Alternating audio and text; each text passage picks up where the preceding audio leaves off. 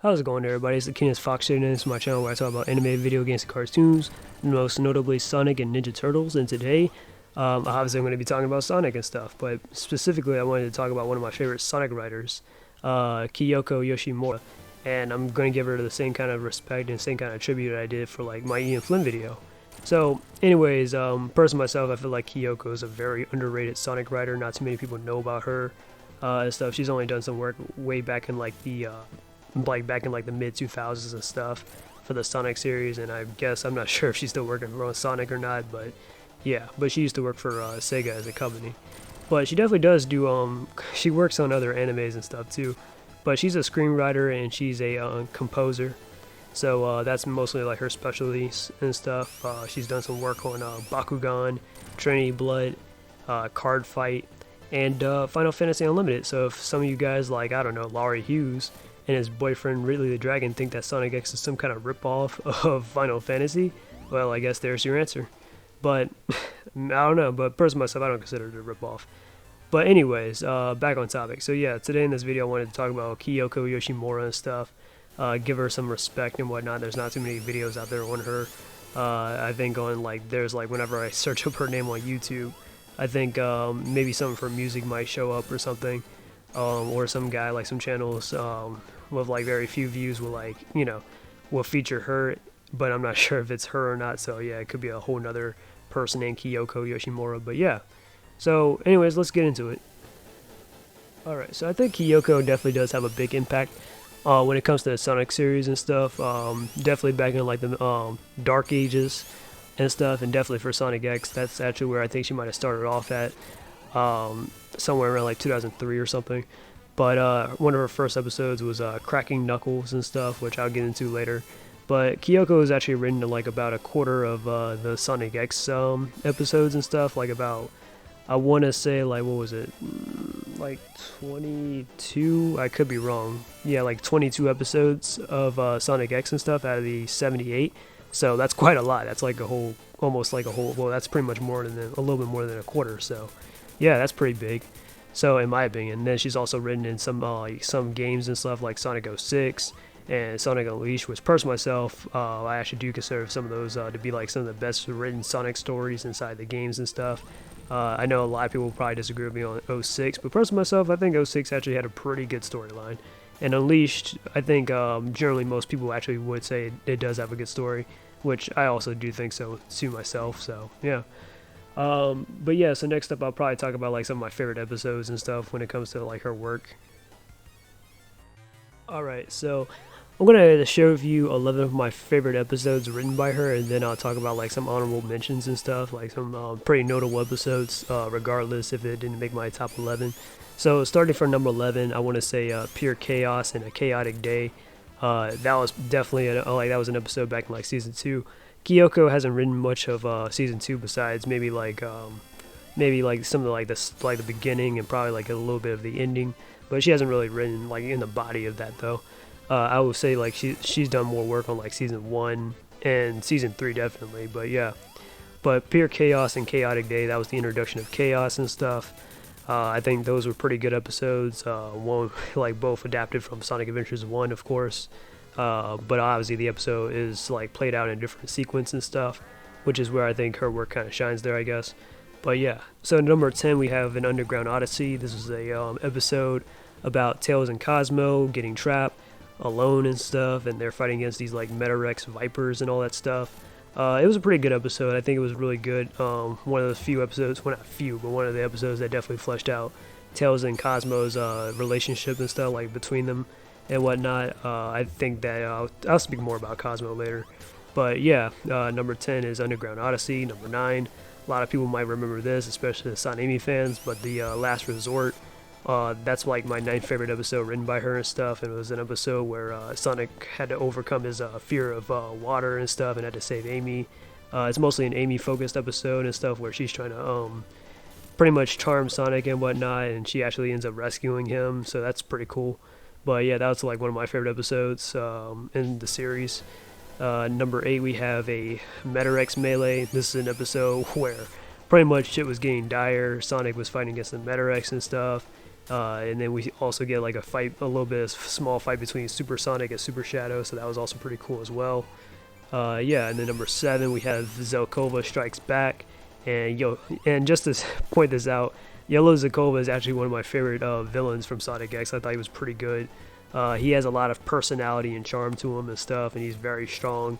Dude was contending with Knuckles and stuff, but in the end of the day, I think Knuckles was actually like stronger than Zelkova though. But still, definitely a good episode and very good ending and stuff. Where Knuckles tried to save Zelkova, but Zelkova ended up, pretty much just, letting himself, he accepts defeat, so it was pretty good. Number 6 is Friends Till the End. I believe this is the episode where Sonic and Chris end up saying their goodbyes and stuff, as everybody remember. And trust me, a lot of people will not forget this, but how Chris ran off with Sonic and stuff. A lot of people like to say Chris kidnapped Sonic, but technically it's not really kidnapping because Sonic ran off with him. But anyways, yeah, so that episode, that was towards, that was what, episode, I want to say 50 or 51, where Sonic and Chris end up running off and end up spending the day with each other and stuff. I thought that was pretty good and stuff. Definitely gave some a lot of good closure to Chris and stuff as a character back in season 2, before he, for the time skip, and he ends up maturing by a lot. So yeah, definitely a good conclusion in my opinion. Number 5, we have Robotnik's Revenge and Showdown in Space. Basically, that's the last stages of the Sonic Adventures 2 adaptation, where Shadow and stuff is convinced by Chris to rescue to save the Earth and whatnot, and Super Sonic and Super Shadow end up stopping what's face? Oh, sorry, I'm trying to remember. Trying to stop Final Hazard, or the Bio Lizard, pretty much. Number 4, we have I Spy, The Light in the Darkness, and A Fearless Friend. I'm counting all 3 of these episodes together. Pretty much, it's pretty much just, part 1, part 2, and part 3. But this is when they make their final move on the Metarex and stuff, pretty much. Cosmo's definitely the centerpiece and stuff, and whatnot against the Metarex. Super Sonic, Super Shadow, of course, that whole stuff with Tails. Yeah, everything. It's so good. So, yeah, I feel like that was a very great episode. Well, all that was very good episode, so I'm counting that as number 4. Number 3 is So Long Sonic, which is actually the final episode of Sonic X, where, Chris ends up leaving to go back to Earth, and he says his final goodbye to Sonic and stuff. Until maybe, who knows, maybe next time Chris will probably, yeah. But it kind of leaves off on this cliffhanger on what if Chris, did Chris ever make it back or not? More than likely he did, to meet up with his family again. But yeah, it was a pretty good episode, really good conclusion to the Sonic X series and stuff. Very lighthearted and everything, But yeah, and I actually personally think that they were teasing at Cosmo. They were actually hinting that Cosmo might have survived, but I might talk about that another time though. My second favorite episode by her is Revolutionary Tale. Revolutionary Tale is basically one of the few stories not to feature Sonic and Chris. Actually, there's only 2 episodes inside the Sonic X series that doesn't include Sonic or Chris, because Sonic and Chris are just about in every episode outside these 2. But the one of those episodes is a Revolutionary Tale. This is an episode that's actually centered around Shadow, Rouge, and Dr. Eggman, mostly Shadow and stuff, where they end up meeting a girl named Molly.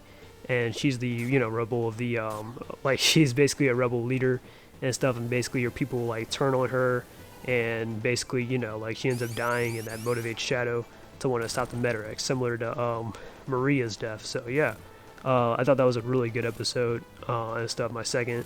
And then my number 1 favorite episode is A Little Child Lost. A Little Child Lost, that's a very, that's probably one of my favorite filler episodes of Sonic X, where it's basically just a chill episode where everybody visits Mr.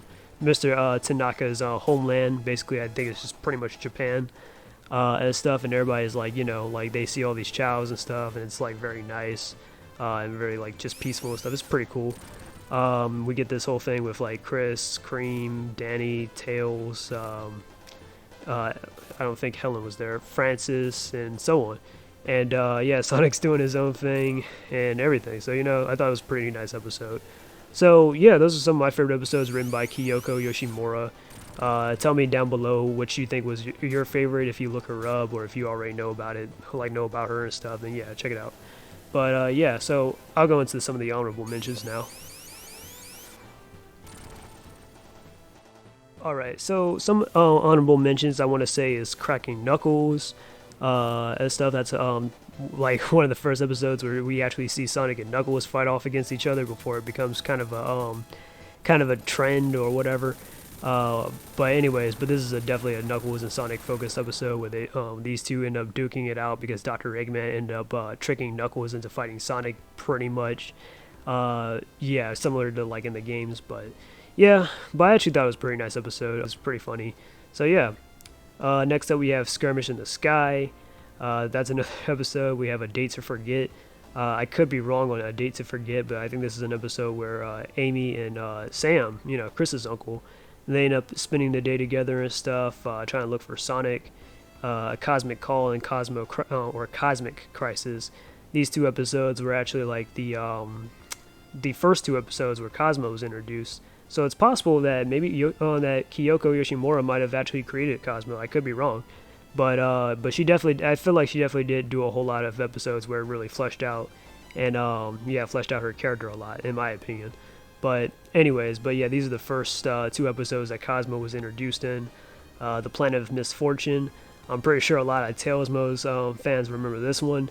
This episode is where basically they're on a this planet and stuff where it's like fortune telling and all that stuff. Pretty much Cosmo learns that she, like, you know, that she's fated to die or something like that sooner or later. But yeah, and it's all crazy, but still, but it was a pretty nice episode with Tails and Cosmo and stuff, where Tails just tells Cosmo that he'll always be there for her and whatnot, and not to believe in fate and all that jazz or whatever. But yeah, and then next episode is Desperately Seeking Sonic, which this is an episode where basically Sonic ends up on this weird jungle planet, and everybody's looking for him and stuff. We get a nice relationships between Amy, Cream, and Cosmo and stuff, where Amy and Cream are trying to help out Cosmo, bring her more out of her shell and stuff. So yeah, it was pretty nice. But they keep getting bamboozled by this weird monkey-looking Metarex. So yeah. But yeah, so next up is I'm going to talk about her writing style. What's that like? Alright, so based off what I've seen from Kiyoko's work and stuff, I feel that Kiyoko likes to do character dynamics a lot and stuff, especially the romances and stuff between characters and whatnot, but also she's good at doing like just platonic relationships and stuff, or just regular, just basic relationships. In my opinion, I think Kiyoko enjoys writing about lovesick girls like Amy, Cosmo, and more than likely Princess Elise, you know, because she did work on 06, and I feel like that was an ongoing theme between Elise and Sonic, Silver and Blaze, and Rouge and Shadow. But I'll talk about more about that maybe in another video. But outside of the romance, she's developed relationships between characters with newer or exclusive characters like Sonic and Chris, Sonic and Elise, Sonic and Chip, Tails and Cosmo, or Shadow and Molly, etc. Like, yeah, the list goes on. So if you're reading one of Kiyoko Yoshimura's works, I feel like you're likely to get something with narratives, maidens, and romances. But these are just my speculations about her writing. Even to this day, she still does work on her passions and stuff, like composing and screenwriting and stuff. So yeah, I guess you might want to look into that. I guess I probably will on other stuff outside of Sonic, of course. But yeah. Anyways, that's the end of my video. I haven't really been talking about Sonic Frontiers and stuff, which is the new game that's coming out, of course. What was it, in November? So that's definitely towards the end of the year. Yeah, so that's pretty cool. You know, Sonic Frontiers, I haven't spoke about it a whole lot ever since I did my video about why people were so down on it.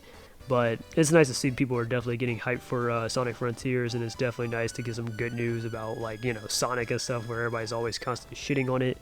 I've been listening to that song "I Am Here" and stuff. It's actually, yeah, it's actually pretty catchy. I like it. But yeah, and and obviously a lot of other people liked it too. A lot of people have done videos reacting to it and stuff, like Sonicsta, Poremi, It's Your Man's Will, some of my favorite YouTubers and stuff. But yeah, Wolfie. But yeah, so anyways, that's the end of my video here. I hope you guys like, share, and subscribe. This is Keenest Fox, and I am out. Peace.